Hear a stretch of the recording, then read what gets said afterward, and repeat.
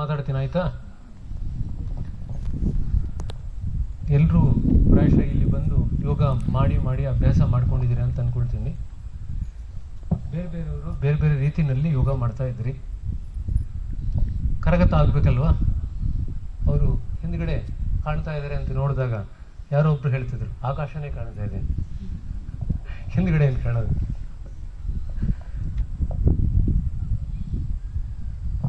ಪತಂಜಲಿ ಯೋಗ ಶಿಕ್ಷಣ ಪದ್ಧತಿನಲ್ಲಿ 7ನೇ ಅಂಗ ಧ್ಯಾನ, ಕರೆಕ್ಟ್ ಅಲ್ವಾ? ಆಸನ ಎಷ್ಟನೇ ಅಂಗ?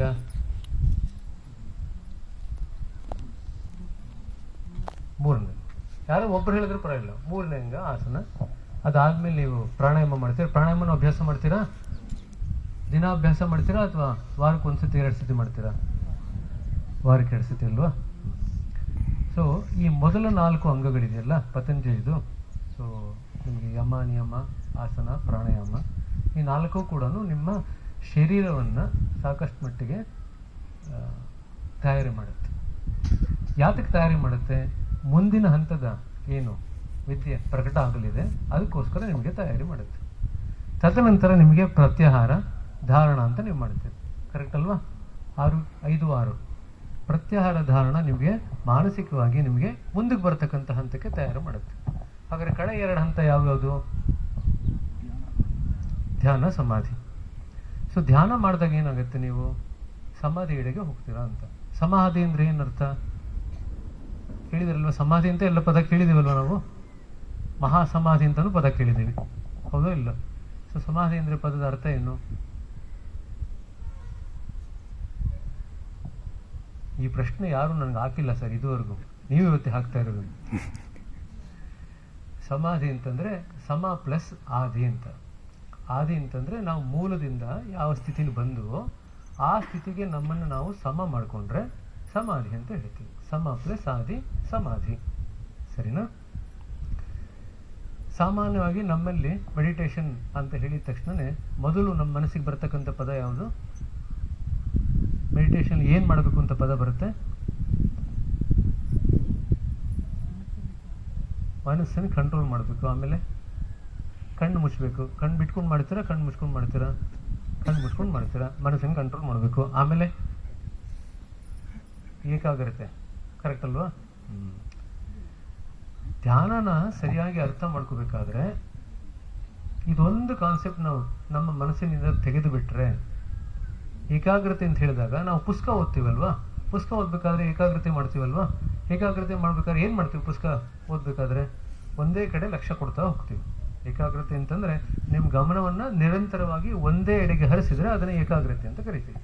ನಿಮ್ಮ ಗಮನವನ್ನ ಒಂದೇ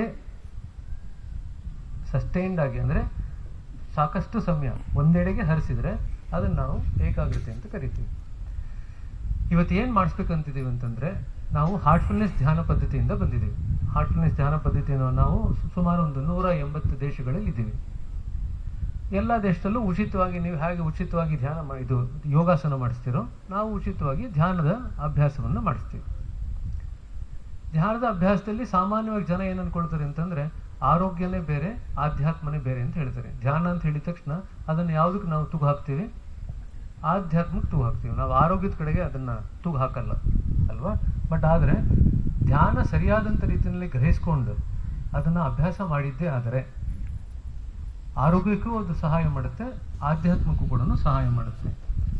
ಒಂದೇ ಒಂದು ಕೆಲಸ ನಿಮಗೆ 5 ಕೋಶಗಳ ಮೇಲೆ ಆಗ್ತಕ್ಕಂಥದ್ದು, ಆರೋಗ್ಯಕ್ಕೂ ಆಗ್ತಕ್ಕಂಥದ್ದು, ಆಧ್ಯಾತ್ಮಕ್ಕೂ ಆಗ್ತಕ್ಕಂಥದ್ದು ಅಂತಂದ್ರೆ ಒಂದೇ ಒಂದು ಕೆಲಸ ಅಂತಂದ್ರೆ ಧ್ಯಾನ, ಸರಿನಾ? ಮೊದಲು ಏನ್ ಮಾಡ್ತೀನಿ ಅಂತಂದ್ರೆ ಧ್ಯಾನ ಹೇಗೆ ಮಾಡ್ಬೇಕು ಅಂತ ಹೇಳ್ಕೊಡ್ತೀನಿ. ಅದಾದ್ಮೇಲೆ ಸ್ವಲ್ಪ ಹೊತ್ತು ಧ್ಯಾನ ಮಾಡೋಣಂತೆ. ಅದಾದ್ಮೇಲೆ ಏನಾದ್ರು ಪ್ರಶ್ನೆ ಉತ್ತರಗಳಿದ್ರೆ ತಗೊಬೋಣಂತೆ, ಸರಿನಾ? ಯಾರನ್ನ ಧ್ಯಾನ ಮಾಡೋ ಅಭ್ಯಾಸ ಇದೆಯಾ? ಧ್ಯಾನ ಮಾಡೋ ಅಭ್ಯಾಸ ಇದ್ರೆ ಕೈ ಎತ್ರಿ. ಯಾರಿಗೂ ಅಭ್ಯಾಸ ಇಲ್ವಾ? ಎಲ್ರೂ ಮಾಡ್ತೀರಾ? ಎಷ್ಟೊತ್ತು ಮಾಡ್ತೀರಿ? 10 ನಿಮಿಷ ಧ್ಯಾನ ಮಾಡ್ತೀವಿ. ರಾತ್ರಿ ನಿದ್ದೆ ಎಷ್ಟೊತ್ತು ಮಾಡ್ತೀರಿ?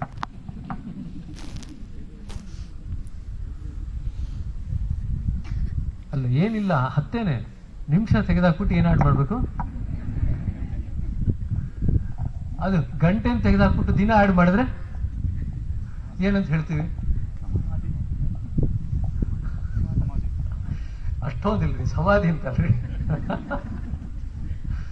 ಅಲ್ಲ, ಕುಂಭಕರ್ಣ ನಿದ್ದೆ ಅಂತ ಹೇಳ್ತೀವಿ. 10 ದಿವಸ ನಿದ್ದೆ ಮಾಡ್ತಿದ್ರೆ ಕುಂಭಕರ್ಣ ತರ ಏನ್ ನಿದ್ದೆ ಹೊಡಿತಿದೆ ಅಂತ, ಅದಾದ್ಮೇಲೆ ಸಮಾಧಿ ಬರುತ್ತೆ. ಆಯ್ತು, ಹೇಳಿ ಧ್ಯಾನ ಮಾಡ್ಬೇಕಾದ್ರೆ ಹೇಗೆ ಮಾಡ್ಬೇಕು ಅಂತ ಹೇಳ್ತೀನಿ. ಕಣ್ಣು ಮುಚ್ಕೊಳ್ತೀರಾ, ಸರಿನಾ?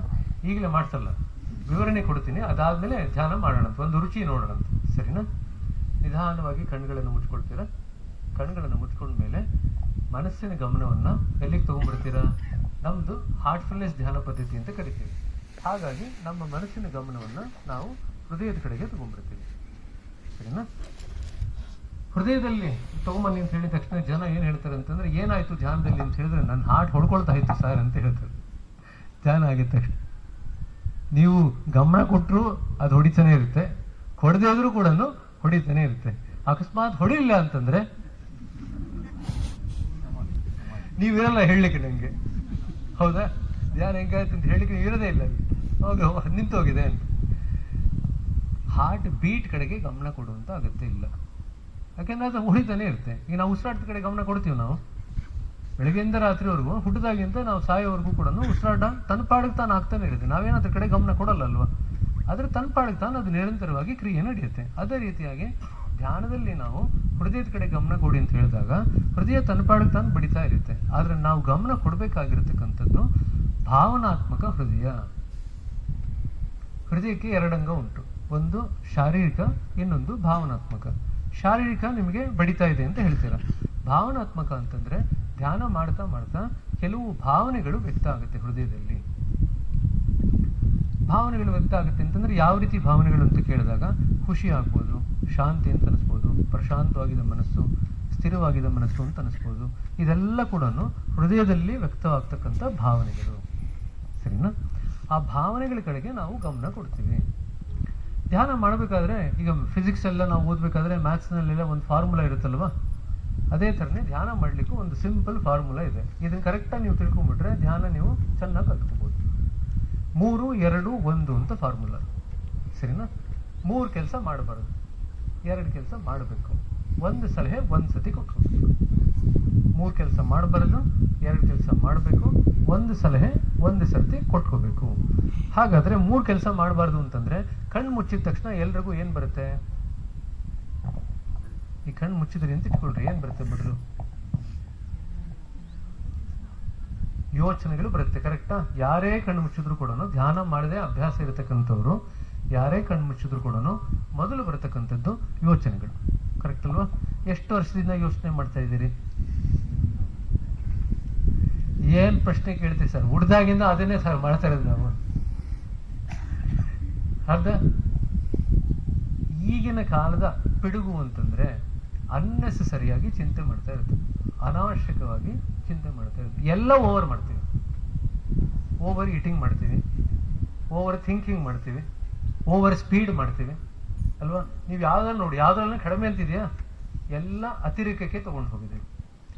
ಸೊ ಮೊದಲು ನಿಮಗೆ ಬರ್ತಕ್ಕಂಥದ್ದು ಆಲೋಚನೆಗಳು.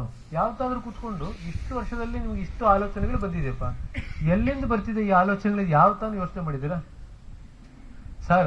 ಇರೋ ಯೋಚನೆ ಸಾಕಾಗಿದೆ, ಇನ್ನು ಅದು ಬೇರೆ ಎಕ್ಸ್ಟ್ರಾ ಯೋಚನೆ ಮಾಡಬೇಕಂತ.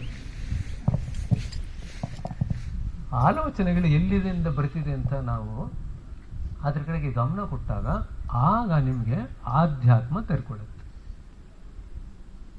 ಮನಸ್ಸಿನಲ್ಲಿ ಯೋಚನೆ ವ್ಯಕ್ತ ಆಗತ್ತೆ, ಆದ್ರೆ ಮನಸ್ಸಿನಲ್ಲಿ ಯೋಚನೆ ಉದ್ಭವ ಆಗಲ್ಲ, ಸರಿನಾ? ಮನಸ್ಸಿನಲ್ಲಿ ಯೋಚನೆ ವ್ಯಕ್ತ ಆಗುತ್ತೆ, ನಮ್ಗೆ ಮನಸ್ಸಿನಲ್ಲಿ ಗೊತ್ತಾಗುತ್ತೆ ಯೋಚನೆ ಬಂತು ಅಂತ. ಆದ್ರೆ ಅದರ ಉತ್ಪತ್ತಿ ಸ್ಥಾನ ಬೇರೆಲ್ಲೋ ಇದೆ. ಯಾವಾಗ ನಾವು ಮನಸ್ಸಿನ ಗಮನವನ್ನ ಆಲೋಚನೆಯ ಉತ್ಪತ್ತಿ ಸ್ಥಾನಕ್ಕೆ ತಗೊಂಡು ಹೋಗ್ಲಿಕ್ಕೆ ಶುರು ಮಾಡ್ತೀವಿ, ಆಗ ನಮಗೆ ಇದರಲ್ಲೂ ನಮ್ಮಲ್ಲಿ ಮನಸ್ಸು ದೇಹ ಬಿಟ್ಟು ಇನ್ನೇನೋ ಇದೆ ಒಳಗಡೆ ಅಂತ ನಮಗೆ ಮನವರಿಕೆ ಆಗುತ್ತೆ, ಅನುಭವಕ್ಕೆ ಬರುತ್ತೆ. ಈ ಅನುಭವ ಗಳಿಸುವಂತ ವಿದ್ಯೆ ಏನಿದೆಯಲ್ಲ, ಇದನ್ನು ನಾವು ಆಧ್ಯಾತ್ಮ ವಿದ್ಯೆ ಅಂತ ಕರಿತೀವಿ. ಅನುಭವ ಲೇಪಿತ ವಿದ್ಯೆ ಅಂತಂದ್ರೆ ಆಧ್ಯಾತ್ಮ ವಿದ್ಯೆ. ಶಾರೀರಿಕವಾಗಿ ಮಾನಸಿಕವಾಗಿ ಎಲ್ರಿಗೂ ಕೂಡ ಹುಟ್ಟದಾಗಿಂದ ಸಾಕಷ್ಟು ಮಟ್ಟಿಗೆ, ಈ ಯಾರಿಗಾನು ನಿಮ್ಗೆ ಮನಸ್ಸು ತೋರಿಸಿ ಅಂತ ಹೇಳಿದ್ರೆ ಯಾರನ್ನು ಬಿಟ್ಟು ತೋರಿಸ್ತೀರಾ? ತೋರ್ಸಕ್ಕಾಗತ್ತಾ? ನಂಗೆ ಮನಸ್ಸಿದೆ ಸರ್, ನಂಗೆ ಯೋಚನೆ ಬರ್ತಿದೆ ಸರ್ ಅಂತ ಅಷ್ಟೇ ಹೇಳ್ತೀರಾ. ತೋರಿಸ್ರಿ ಅಂತ ಯಾರನ್ನು ಕೇಳಿದ್ರೆ ಯಾರಾದ್ರೂ ಯಾರಿಗೂ ತೋರ್ಸಕ್ಕಾಗತ್ತಾ? ಯಾರಿಗೂ ತೋರಿಸ್ಲಿಕ್ಕಾಗಲ್ಲ. ಆದರೆ ಎಲ್ಲರೂ ಕೂಡ ಮನಸ್ಸಿದೆ ಅಂತ ನಾವು ಒಪ್ಕೊಳ್ತೀವಿ, ಮನಸ್ಸಿನಲ್ಲಿ ಆಲೋಚನೆ ಬರುತ್ತೆ ಅಂತ ಒಪ್ಕೊಳ್ತೀವಿ ಅಲ್ವಾ, ಡಿಫಾಲ್ಟಾಗಿ ಒಪ್ಕೊಳ್ತೀವಿ. ಯಾವ ಕಾರಣಕ್ಕೆ ಒಪ್ಕೊಳ್ತೀವಿ?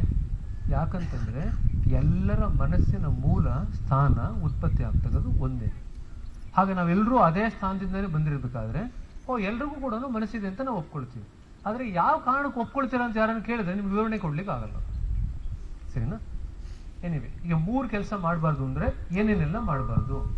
ಕಣ್ಣು ಮುಚ್ಚಿದ ತಕ್ಷಣನೇ ಚಿಂತೆ ಬರುತ್ತೆ ಅಥವಾ ಆಲೋಚನೆ ಬರುತ್ತೆ, ಯೋಚನೆ ಹಿಂದೆ ಹೋಗಬಾರದು. ಮೊದಲನೇದು, ಯೋಚನೆ ಹಿಂದೆ ಹೋಗ್ಲಿಕ್ಕೆ ತುಂಬಾ ಕಷ್ಟ ಆಗುತ್ತೆ, ಅದು ನನ್ನನ್ನು ಎಳೆಯುತ್ತೆ ಅಂತ ನೀವು ಹೇಳ್ತೀರಾ. ಹಾಗಾಗಿ ನಮ್ಮ ಈ ಧ್ಯಾನ ಪದ್ಧತಿನಲ್ಲಿ ನಾವು ಪ್ರಾಣಾಹುತಿ ಅನ್ನೋ ಒಂದು ಶಕ್ತಿನ ಉಪಯೋಗಿಸ್ಕೊಳ್ತೀವಿ. ಪ್ರಾಣಾಹುತಿ ಸಹಿತವಾಗಿ ನಾವು ಧ್ಯಾನ ಮಾಡ್ತೀವಿ. ಪ್ರಾಣಾಹುತಿ ಸಹಿತವಾಗಿ ಕೆಲಸ ಮಾಡಿದಾಗ ಏನಾಗುತ್ತೆ, ಯೋಚನೆ ಹಿಂದೆ ಹೋಗ್ತಕ್ಕಂಥ ಮನಸ್ಸಿನ ಪ್ರವೃತ್ತಿ ತನಗೆ ತಾನಾಗಿ ಕಡಿಮೆ ಆಗುತ್ತೆ. ಕೆಲವೇ ದಿವಸಗಳಲ್ಲಿ ನಿಮಗೆ ವ್ಯತ್ಯಾಸ ಗೊತ್ತಾಗುತ್ತೆ. ಯೋಚನೆಗಳು ಅಷ್ಟೊಂದು ಬರ್ತಾ ಇಲ್ಲ ಧ್ಯಾನ ಕೂತ್ಕೊಂಡಾಗ ಅಂತ ಅನಿಸುತ್ತೆ. ಎರಡನೇದು, ಕಲ್ಪನೆ ಮಾಡ್ಕೋಬಾರದು. ಸಾಮಾನ್ಯವಾಗಿ ಧ್ಯಾನ ಮಾಡಬೇಕು ಅಂತಂದ್ರೆ ನಮ್ಮ ಇಷ್ಟ ದೇವತೆ ಆಳಿರ್ತಾರಲ್ವ, ಆ ದೇವತೆಗಳನ್ನ ನಮ್ಮ ಮುಂದೆ ನಾವು ಮನಸ್ಸಿನಲ್ಲಿ ತಂದುಕೊಳ್ತೀವಿ. ಆ ಕಲ್ಪನೆನ ಮಾಡ್ಕೋಬಾರ್ದು. ಎರಡನೇದು, ಸುಮ್ಮನೆ ಆರಾಮಾಗಿ ಕೂತ್ಕೋಬೇಕು, ಸರಿನಾ? ಈಗ ಯೋಗ ಮಾಡ್ತಾ ಇದ್ರಲ್ಲ, ಯೋಗ ಮಾಡ್ತಿರ್ಬೇಕಾದ್ರೆ ಯಾವ್ದಾನ ಇಷ್ಟ ದೇವತೆ ತಂದ್ಕೊಂಡು ಧ್ಯಾನ ಮಾಡ್ತಾ ಇದ್ರ ಯೋಗ ಯಾರಾದ್ರು? ಇಲ್ಲಲ್ವಾ? ನಿಮ್ಮ ಮನಸ್ಸಿಗೆ ಹಾಗೆ ಬಿಟ್ಟಿದ್ರಿ, ಖಾಲಿ ಬಿಟ್ಟಿದ್ರಿ, ಅವ್ರು ಏನು ಇನ್ಸ್ಟ್ರಕ್ಷನ್ಸ್ ಕೊಡ್ತಾ ಇದ್ರು ನೀವು ಫಾಲೋ ಮಾಡ್ತಾ ಇದ್ರಿ, ಅಷ್ಟೇನು ಮಾಡಿ. ಸೊ ಎರಡನೇದು, ಕಲ್ಪನೆ ಮಾಡ್ಕೋಬಾರದು, ನೋ ಇಮ್ಯಾಜಿನೇಷನ್, ಸರಿನಾ? ಮೂರನೇದು, ಯಾವುದೇ ಒತ್ತಡ ಹಾಕೋಬಾರದು, ಆರಾಮಾಗಿ ಕೂತ್ಕೋಬೇಕು. ಧ್ಯಾನ ಎಷ್ಟು ಸುಲಭವಾಗಿ ಮಾಡ್ತಕ್ಕಂಥ ಕ್ರಿಯೆ ಅಂತಂದ್ರೆ, ಉಸಿರಾಡ್ಲಿಕ್ಕಾದ್ರೂ ನಿಮ್ಗೆ ಒಂಚೂರು ಶಕ್ತಿ ಬೇಕು, ಆದ್ರೆ ಧ್ಯಾನಕ್ಕೆ ಅಷ್ಟು ಕೂಡ ಶಕ್ತಿ ಬೇಕಿಲ್ಲ, ಆರಾಮಾಗಿ ಕೂತ್ಕೊಂಡು ಮಾಡ್ತಕ್ಕಂಥದ್ದು, ಸರಿನಾ? ರಿಪೀಟ್ ಮಾಡ್ತೀರಾ? 3 ಕೆಲಸ ಏನೇನು ಮಾಡಬಾರ್ದು ಅಂತ. ಯೋಚನೆ ಹಿಂದೆ ಹೋಗಬಾರದು, ಯೋಚನೆ ತನಗೆ ತಾನಾಗಿ ಬರುತ್ತೆ, ಯೋಚನೆ ಹಿಂದೆ ಹೋಗ್ಬಾರ್ದು. ಆಮೇಲೆ ಒತ್ತಡ ಹಾಕೋಬಾರ್ದು. ಸೊ 3 ಕೆಲಸ ಮಾಡಬಾರದು. ಹಾಗಾದ್ರೆ 20 ನಿಮಿಷ 30 ನಿಮಿಷ ಕಣ್ಣು ಮುಚ್ಕೊಂಡು ಕೂತ್ಕೊಂಡ್ರೆ ಏನ್ ಸರ್ ಮಾಡೋದು ಅಂತ ಕೇಳ್ತಾರೆ. ಈಗ ಮನಸ್ಸಿಗೆ ಅಭ್ಯಾಸ ಇಲ್ವಲ್ಲ, ಕಣ್ಣು ಮುಚ್ಕೊಂಡು ಏನು ಮಾಡಿದ್ರೆ ಕೂತ್ಕೊಂಡು. ಹಾಗಾಗಿ ನಾವೇನ್ ಹೇಳ್ತೀವಿ, ಮನಸ್ಸಿನ ಗಮನವನ್ನ ಹೃದಯದ ಕಡೆಗೆ ತಗೊಂಬನ್ರಿ. ಹೃದಯದಲ್ಲಿ 2 ಕೆಲಸ ಆಗುತ್ತೆ. ಏನ್ ಕೆಲಸ ಆಗುತ್ತೆ? ಕಣ್ಣು ಮುಚ್ಚಿರ್ತೀರ, ಆದ್ರೂ ಒಳಗಡೆ ಏನೋ ಕಾಣುತ್ತೆ. ನೀವು ಮೊದಲ ಬಾರಿಗೆ ಅದನ್ನ ನೋಡಿದಾಗ ನಿಮ್ಗೆ ಆಕ್ಚುಲಿ ಆಶ್ಚರ್ಯ ಆಗುತ್ತೆ, ಇದೇನೋ ಒಳಗಡೆ ಕಾಣ್ತಾ ಇದೆಯಲ್ಲ, ಇದು ಎಲ್ಲಿಂದ ಕಾಣ್ತಾ ಇದೆ, ಹ್ಯಾಕ್ ಕಾಣ್ತಾ ಇದೆ ಇದು ಅಂತ. ಮನಸ್ಸಿನಲ್ಲಿ ಕಾಣಲ್ಲ, ಹೃದಯದಲ್ಲಿ, ಹೃದಯದ ಕಡೆ ಗಮನ ಕೊಟ್ಟಿದ ತಕ್ಷಣ ಏನೋ ಕಾಣುತ್ತೆ. ಎರಡನೇದು, ಹೃದಯದಲ್ಲಿ ಯಾವುದೋ ಒಂದು ಭಾವನೆ ವ್ಯಕ್ತ ಆಗುತ್ತೆ. ಸೊ ನೀವು ಮಾಡಬೇಕಾಗಿರತಕ್ಕಂಥ ಕೆಲಸ ಅಂತಂದ್ರೆ, ಹೃದಯದಲ್ಲಿ ಏನ್ ಕಾಣ್ತಾ ಇದೆ, ಯಾವ ಭಾವನೆ ವ್ಯಕ್ತ ಆಗ್ತಾ ಇದೆ, ಇದು ಎರಡರ ಕಡೆಗೆ ನೀವು ಗಮನ ಕೊಡಬೇಕು. ಇದು ಮಾಡಬೇಕಾಗಿರತಕ್ಕಂಥ ಕೆಲಸ. ಸೊ ಮನಸ್ಸಿನ ಗಮನವನ್ನ ಹೃದಯದ ಕಡೆಗೆ ತಗೊಂಡ್ಬನ್ರಿ. ಹೃದಯದಲ್ಲಿ ಏನ್ ಕಾಣ್ತಾ ಇದೆ, ಯಾವ ಭಾವನೆ ಬರ್ತಿದೆ, ಇದನ್ನ ಗ್ರಹಿಸ್ಕೊಳ್ರಿ, ಸರಿನಾ? 2 ಕೆಲಸ ಮಾಡ್ತೀರ. ರಿಪೀಟ್ ಮಾಡ್ರಿ. ಹೃದಯದ ಕಡೆಗೆ ಮನಸ್ಸಿನ ಗಮನವನ್ನು ತಗೊಂಡ್ಬರ್ಬೇಕು, ಅದು ಮೊದಲನೇದು. ಏನ್ ಕಾಣುತ್ತೆ, ಏನ್ ಭಾವನೆ ಬರುತ್ತೆ, ಸರಿನಾ? ಹಾಗಾದ್ರೆ ಶುರು ಮಾಡೋದು ಹಾಗೆ ಧ್ಯಾನ ಮಾಡ್ಲಿಕ್ಕೆ ಏನಾದ್ರು ಒಂದು ಕ್ರಿಯೆ ಇದೆಯಾ ಅಥವಾ ಒಂದು ಸ್ವಿಚ್ ತರ ಇದೆಯಾ ಧ್ಯಾನ ಮಾಡ್ಲಿಕ್ಕೆ ಅಂತ ಕೇಳಿದ್ರೆ, ಒಂದು ಸ್ವಿಚ್ ಇದೆ. ಅದನ್ನೇ ನಾವು ಒಂದು ಸಲಹೆನ ತಗೊಂಡು ಕೂತ್ಕೊಳ್ಳಿ ಧ್ಯಾನಕ್ಕೆ ಅಂತ ಹೇಳ್ತೀವಿ. ನೀವು ಮನೆಯಲ್ಲಿ ಈಗ ನೋಡಿ, ಎಲ್ಲ ಲೈಟ್ ಆನ್ ಆಗಿದೆ. ಲೈಟ್ ಆನ್ ಮಾಡ್ಬೇಕಾದ್ರೆ ಏನ್ ಮಾಡ್ತೀರಿ ನೀವು? ಸ್ವಿಚ್ ಆನ್ ಮಾಡ್ತೀರಲ್ವಾ? ಎಷ್ಟು ಸತಿ ಸ್ವಿಚ್ ಆನ್ ಮಾಡ್ತೀರಾ? ಒಂದ್ಸತಿ ಸ್ವಿಚ್ ಆನ್ ಮಾಡಿದ್ರೆ ಲೈಟ್ ಉರಿತಾನೆ ಇರುತ್ತಲ್ವಾ? ಅದೇ ರೀತಿಯಾಗಿ ಇದು ಒಂದು ಸಲಹೆ ಕೊಟ್ಕೊಂಡ್ರೆ ಧ್ಯಾನದ ಕೆಲಸ ತನ್ನಪಾಡಿಗೆ ತಾನು ಶುರುವಾಗುತ್ತೆ. ಧ್ಯಾನದಲ್ಲಿ ಏನಾಗುತ್ತೆ, ನಿಮ್ಮೊಳಗೆ ನೀವು ಹೋಗ್ತೀರ, ಬೇರೆಲ್ಲೂ ಹೊರಗಡೆ ಹೋಗಲ್ಲ. ನಿಮ್ಮೊಳಗೆ ನೀವು ಹೋಗ್ಲಿಕ್ಕೆ ಶುರು ಮಾಡ್ತೀರಾ, ನಿಮ್ ಒಳಗಡೆ ಏನಿದೆ ಅನ್ನೋದನ್ನ ಅನುಭವಿಸ್ಲಿಕ್ಕೆ ಶುರು ಮಾಡ್ತೀರಾ. ಹಾಗಾದ್ರೆ ಯಾರಾದ್ರೂ ಕೇಳ್ಬೋದು, ಒಳಗಡೆ ಏನಿದೆ ಅಂತ. ನೋಡ್ಕೊಂಡ್ ಬಂದು ಹೇಳ್ತೀನಿ ಸರ್, ಇನ್ನು ಧ್ಯಾನನೇ ಮಾಡಿದ್ರು.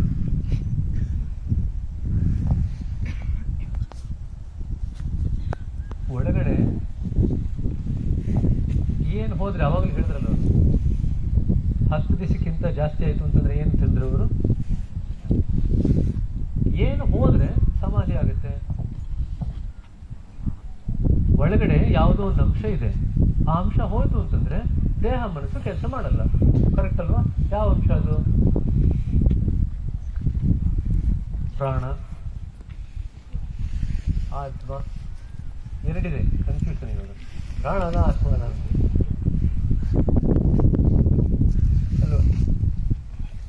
ನೋಡ್ರಿ, ಪಂಚಕೋಶಗಳು ನಿಮಗೆ ಪ್ರತೀತಿ ಇದೆ ಅಲ್ವಾ, ಗೊತ್ತಿದೆ ಅಲ್ವಾ? ಯಾವ್ಯಾವ್ದು 5 ಕೋಶಗಳು?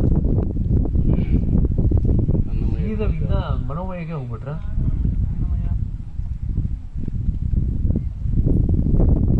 ತೀರ್ಥಹಳ್ಳಿಯವರೆಲ್ಲ ಬರೀ ಆನಂದಮಯ ಕೋಶದಲ್ಲೇ ಇರಬೇಕು ಅಂತ. 5 ಕೋಶಗಳು ಮೊದಲು. ಇವಾಗ ಹೋಗಿದ ತಕ್ಷಣ ಅವ್ರು ನಿಮ್ಗೆ ತಿಂಡಿ ಕೊಟ್ಟರೆ ಎಲ್ಲಿಗೆ ಹೋಗುತ್ತೆ? ನೀವು ತಿನ್ನೋ ತಿಂಡಿ ಅನ್ನಮಯ ಕೋಶ ಹೋಗುತ್ತೆ. ಯಾಕಂದ್ರೆ ತಿಂತಕ್ಕಂಥ ಯಾವುದೇ ಊಟ ಆದ್ರೂ ಅನ್ನ ಅಂತ ಹೇಳ್ತೀವಿ. ಅನ್ನ ಅಂತಂದ್ರೆ ನಾವು ರೈಸ್ ಅಂತಲ್ಲ. ಅನ್ನ ಅಂತಂದ್ರೆ ಯಾವ ಪದಾರ್ಥ ನಾವು ತಿಂದ್ರು ಕೂಡ ಅದು ಅನ್ನ, ಅದು ಅನ್ನಮಯ ಕೋಶಕ್ಕೆ ಹೋಗುತ್ತೆ. ಸರಿನಾ? ಶರೀರ, ಭೌತಿಕ ಶರೀರಕ್ಕೆ ಹೋಗುತ್ತೆ. ಅದಾದ್ಮೇಲೆ ಎರಡನೇದು, ಈಗ ಉಸಿರಾಡ್ತಾ ಇದ್ರಲ್ಲ, ಉಸಿರಾಡಲು ಏನ್ ತಗೊಳ್ತಾ ಇದ್ದೀರಾ? ಗಾಳಿ ತಗೊಳ್ತಾ ಇದ್ದೀರಾ. ಗಾಳಿಯಿಂದ ಏನ್ ತಗೊಳ್ತಾ ಇದ್ದೀರಾ? ಪ್ರಾಣ ಹೋಗುತ್ತೆ ಅಂತಂದ್ರೆ ಪ್ರಾಣ ಒಳಗಡೆ ತಗೊಳ್ತಾ ಇದ್ದೀರಾ? ನೋಡಿ, ಪ್ರಾಣ ಅನ್ನೋದು 2 ಸ್ತರದಲ್ಲಿ ಇರುತ್ತೆ. ವೈಯಕ್ತಿಕ ಸ್ತರದಲ್ಲಿ ಇರುತ್ತೆ, ಮತ್ತೆ ಕಾಸ್ಮಿಕ್ ಸಾರ್ವತ್ರಿಕ ಸ್ತರದಲ್ಲಿ ಇರುತ್ತೆ. ನಾವೆಲ್ಲರೂ ಕೂಡ ಜೀವಿತಾವಧಿಯಲ್ಲಿ ಸಾರ್ವತ್ರಿಕ ಸ್ತರದಲ್ಲಿ ಇರತಕ್ಕಂಥ ಪ್ರಾಣವನ್ನ ನಾವು ಒಳಗಡೆ ತಗೊಂಡು ಅದರ ಮುಖಾಂತರ ನಾವು ಬೆಳಿತೀವಿ. ಜೀವನದಲ್ಲಿ ಬೇರೆ ಬೇರೆ ಅನುಭವಗಳನ್ನು ಗಳಿಸ್ತೀವಿ. ಪ್ರಾಣನೇ ಇಲ್ಲದೆ ಇದ್ರೆ ನಾವು ಏನನ್ನು ಅನುಭವಿಸ್ಲಿಕ್ಕೆ ಸಾಧ್ಯವಿಲ್ಲ. ಆದ್ರೆ ಪ್ರಾಣ ದೇಹದಲ್ಲಿ ವ್ಯಕ್ತ ಆಗ್ಬೇಕು ಅಂತಂದ್ರೆ ಮತ್ತೇನೋ ಒಂದು ಬೇಕು ಒಳಗಡೆ, ಆಗ ಪ್ರಾಣ ವ್ಯಕ್ತ ಆಗುತ್ತೆ. ನಾವು ಹೇಳಿದ್ನಲ್ಲ, ಮನಸ್ಸಿನಲ್ಲಿ ಯೋಚನೆ ಬರಲ್ಲ, ಯೋಚನೆ ಉತ್ಪತ್ತಿ ಸ್ಥಾನ ಬೇರೆ, ಆದ್ರೆ ಮನಸ್ಸಿನಲ್ಲಿ ಯೋಚನೆ ಪ್ರಕಟ ಆಗುತ್ತೆ ಅಂತ ಹೇಳಿದೆ. ಅದೇ ರೀತಿಯಾಗಿ ಪ್ರಾಣ ದೇಹದಲ್ಲಿ ಪ್ರಕಟವಾಗುತ್ತೆ. ಯಾವಾಗ? ದೇಹದಲ್ಲಿ ಇನ್ನು ಒಂದು ಏನೋ ಇದ್ದಾಗ. ಅದನ್ನೇ ನಾವು ಆತ್ಮ ಅಂತ ಕರಿತೀವಿ. 5 ಕೋಶಗಳು ಅಂತಂದಾಗ ಅನ್ನಮಯ ಕೋಶ, ಪ್ರಾಣಮಯ ಕೋಶ, ಆಮೇಲೆ ಎಲ್ರಿಗೂ ಚಿರಪರಿಚಿತವಾಗಿರ್ತಕ್ಕಂಥ ಕೋಶ ಅಂದ್ರೆ ಯಾವುದು? ಮನೋಮಯ ಕೋಶ. ಯಾಕಂದ್ರೆ ಬೆಳಗ್ಗೆಯಿಂದ ರಾತ್ರಿವರೆಗೂ ಏನ್ ಮಾಡ್ತಿರ್ತೀವಿ?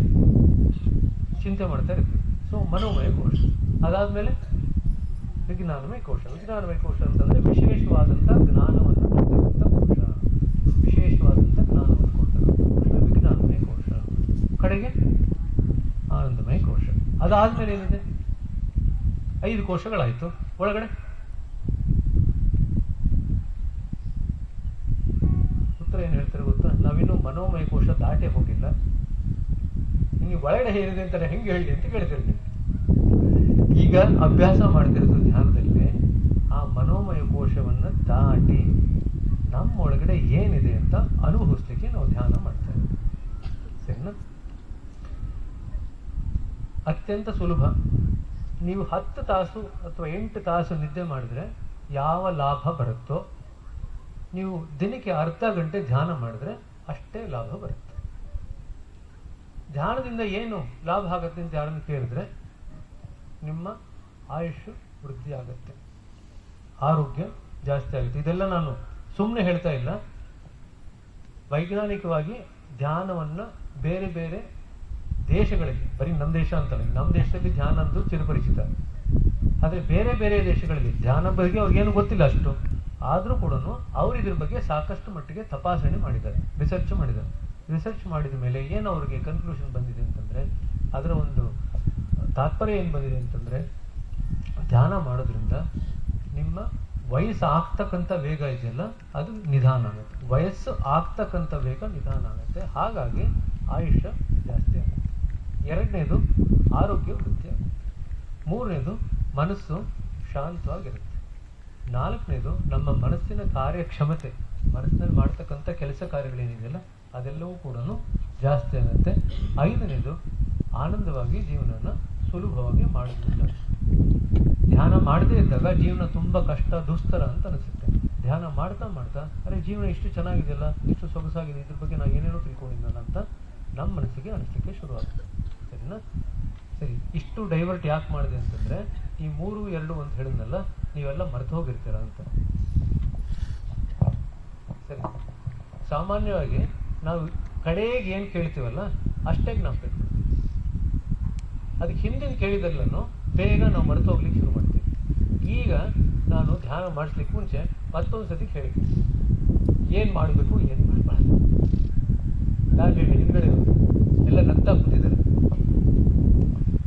3 ಕೆಲಸ ಮಾಡಬಾರ್ದು ಅಂತ ಹೇಳಿದ್ವಲ್ಲ, ಏನು ಮಾಡಬಾರ್ದು ಅಲ್ಲ, ಮುಂದ್ಗಡೆ ಕೂತಿರೋರೆಲ್ಲ ಇಲ್ಲೇ ಮೈಕ್ ಹತ್ರ ಇದೆ, ಎಲ್ಲ ಕೇಳಿಸ್ಕೊಳ್ತಾ ಇದ್ದಾರೆ, ನನ್ನ ಕಡೆನೂ ನೋಡ್ತಾ ಇದ್ದಾರೆ. ಜೊತೆಗೆ ನಾನು ಹಿಂಗೆ ನೋಡ್ತಾ ಇದ್ರೆ ಅವರು ಗಮನ ಕೇಳಲೇಬೇಕು ಅನಿವಾರ್ಯವಾಗಿ ಅಲ್ವಾ. ಸೊ 3 ಕೆಲಸ ಮಾಡಬಾರ್ದು ಅಂತ ಹೇಳ್ರಿ. ಯೋಚನೆಯಿಂದ ಹೋಗ್ಬಾರ್ದು, ಆಮೇಲೆ ಕಲ್ಪನೆ ಮಾಡಬಾರ್ದು, ಆಮೇಲೆ ಒತ್ತಡ ಹಾಕ್ಬಾರ್ದು. ಸೊ ಈ 3 ಕೆಲಸ ನೀವು ಧ್ಯಾನದ ಸಮಯದಲ್ಲೂ ಮಾಡಿ, ಧ್ಯಾನದ ಹೊರಗಡೆ ಜೀವನದಲ್ಲೂ ಮಾಡಿದರೆ ಜೀವನ ಸುಲಭ ಅಂತ ಅನ್ಸುತ್ತೆ. ಯೋಚನೆ ಹಿಂದೆ ಹೋಗದೆ ಇರೋದನ್ನ ಅಭ್ಯಾಸ ಏನ್ ಮಾಡ್ತಾರೆ ಧ್ಯಾನದಲ್ಲಿ, ಅದನ್ನೇ ಜೀವನದಲ್ಲೂ ಅಳವಡಿಸ್ಕೊಂಡ್ಬಿಟ್ರೆ ಜೀವನ ಸುಲಭ ಅಂತ ಅನ್ಸುತ್ತೆ. ಯಾವ ಯೋಚನೆ ಹಿಂದೆ ಹೋಗ್ಬಾರ್ದು. ಸರಿ, 2 ಕೆಲಸ ಏನ್ ಮಾಡ್ತೀರಾ?